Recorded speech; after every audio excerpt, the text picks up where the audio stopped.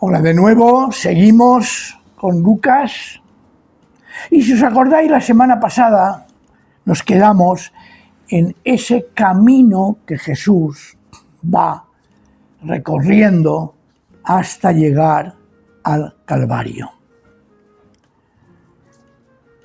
Y llegan al Calvario, pero el detalle también es curioso. Jesús no va solo en ese camino, o delante, o detrás, o uno delante y otro detrás. Jesús va junto a dos malhechores. Y van al monte que, como dijimos el sábado pasado, se llama Cráneo, Calavera. Y entonces resulta que nos dice el texto que, llegados al lugar llamado Calvario, lo crucificaron allí junto con los dos malhechores, uno a la derecha y otro a la izquierda. Y aquí hay una frase que dice Jesús. Jesús decía: Padre, perdónalos, porque no saben lo que hacen. Y sigue el texto: se repartieron sus vestidos, echándolos a suertes. Mateo y Marcos hablan de ladrones, pero el término que usa Lucas es más definitorio.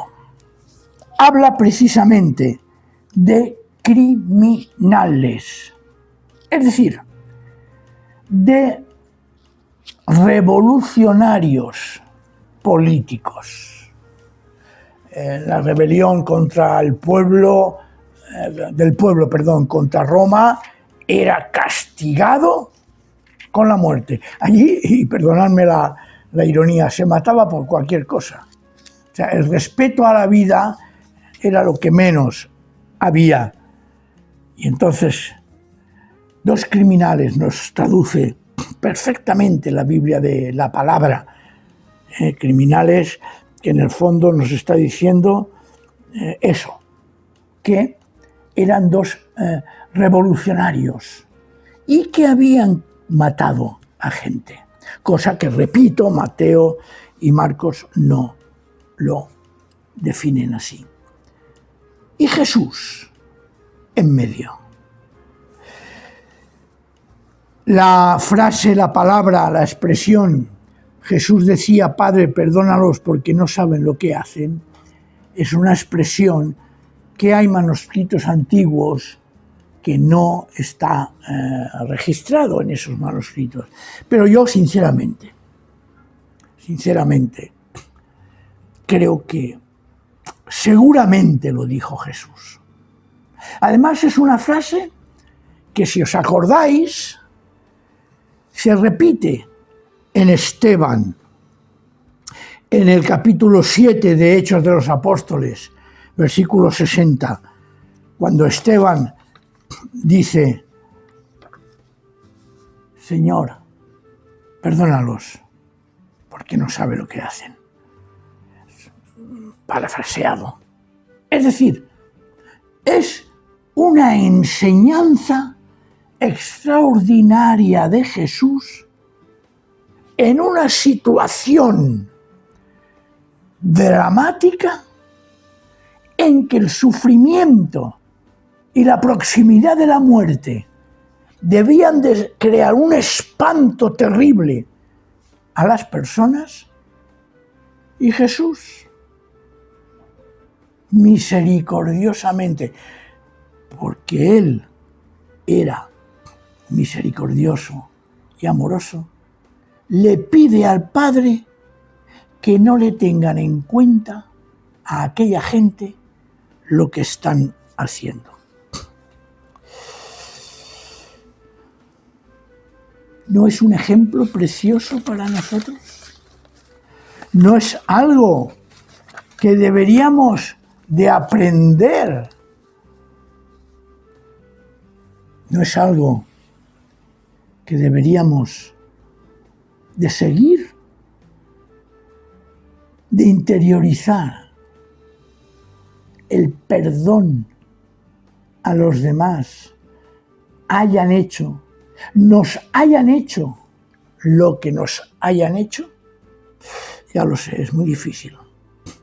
Muchos me diréis, sí, Pastor Antonio, pero nosotros no somos Jesús. Claro que no. Si hubiéramos sido Jesús. Pero sí que es una invitación a reconocer que nuestra vida está en manos del Señor y que Él permite que en ocasiones nuestra vida esté en manos de nuestros semejantes. Es curioso, pero es así. Dios es el Dios de la vida, pero a veces el hombre se convierte o quiere ser el Señor de esta vida y lo que hace es producir y dar la muerte.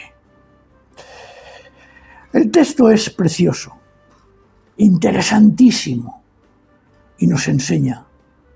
Pero la escena continúa porque los dos, como hemos dicho, los dos ladrones, criminales, son crucificados uno a un lado y otro a otro. ¿Y qué sucede en esa escena? Vamos a imaginarlo. La gente estaba mirando. Los magistrados, por su parte, es decir, aquellos que habían llevado a Jesús a la muerte, hacían muecas, gestos, y decían, vamos a ver, ¿ha salvado a otros? Bueno, pues si ha salvado a otros, que se salve a sí mismo si es que realmente Él es el Mesías de Dios, el elegido, aquel que Dios ha designado como el ungido, el nazareo. Y sigue el texto, también los soldados se burlaban de él, se acercaban, le ofrecían vinagre y le decían, si tú eres el rey de los judíos, sálvate. No afirmas que tú eres el Mesías. Bueno, pues demuéstralo. Si no veo, no creo, debían de pensar. Pero Jesús no cae en esa trampa porque Él sabe por qué y para qué estaba muriendo. Por ti, por mí y por millones y millones de personas que a lo largo de la historia han confiado y le han creído. Y encima de la cruz le ponen un letrero que decía, este es el rey de los judíos. Es una afirmación providencial. Ellos se lo pusieron como burla, como escarnio. Pero providencialmente es una afirmación que para nosotros tiene un valor extraordinario. Jesús asume que va a morir. Pero eso no evita que su agonía sea terrible. Ya veremos más adelante, porque ahora tenemos el relato del buen ladrón y después ya aparece la muerte de Jesús. Cuando Jesús es clavado en la cruz, la situación es tremenda. Había sido azotado, escarnecido. Cuando le clavan en la cruz, le clavan en el madero por aquí, porque por aquí se hubiera desgarrado. Aquí le clavan en el madero que está en el suelo y a él de espaldas en el suelo, con unos clavos clavándole. Y entonces cogen ese madero Imaginaos que esto es el palo, cogen el madero y el colgado lo van subiendo hasta que llega aquí arriba, ¡clac! Imaginaos el golpe, ¡plum! Solo cogido de las manos, un dolor intenso, terrible. Y entonces, aquí le clavan los pies. En esa situación, la respiración era imposible. Tenía que hacer cada vez apoyarse en los pies con un dolor intenso por el clavo clavado y apoyarse en los brazos y respirar. Y cada respiración era un inmenso dolor, un terrible dolor, algo que se le debía de clavar en lo más profundo de su ser. Y no es de extrañar que dijera: Dios mío, ¿por qué me has abandonado? El sufrimiento de Jesús en la cruz es terrible. Ya me adelanto. Por eso cuando le clavan la lanza, sale sangre y agua, porque había líquido pleural en los pulmones. Y el corazón sufre y se comprime y duele. Y Jesús allí, por ti y por mí, yo os lo aseguro. ¿Qué más queréis que os diga? Ese Jesús que murió en la cruz lo hizo por ti y por mí y por todos aquellos que durante tantos años, tantos siglos, han creído en Él, han confiado en Él, se han entregado a Él. Os invito hoy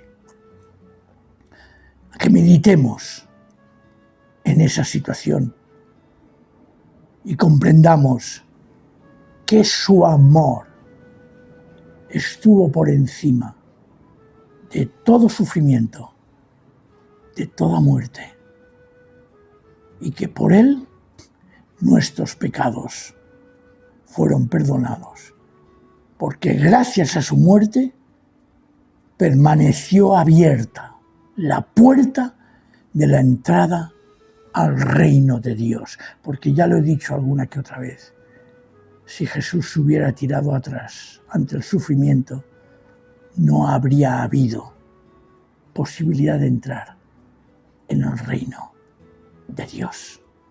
Así que quedémonos con esta idea, quedémonos con esta realidad. Y por favor, seamos muy, muy agradecidos y recordemos, como a veces también hemos comentado, aquella expresión de Dietrich Bonhoeffer: gracia cara y gracia barata. Una gracia que le costó carísimo a Jesús y una gracia que por su misericordia nosotros podremos tener y recibir gratuitamente. Solamente nos pide que confiemos, que nos entreguemos, que nos adheramos a Él. Que el Señor nos bendiga. No olvides que el Señor Jesús, resucitado, te ama y te busca. Amén.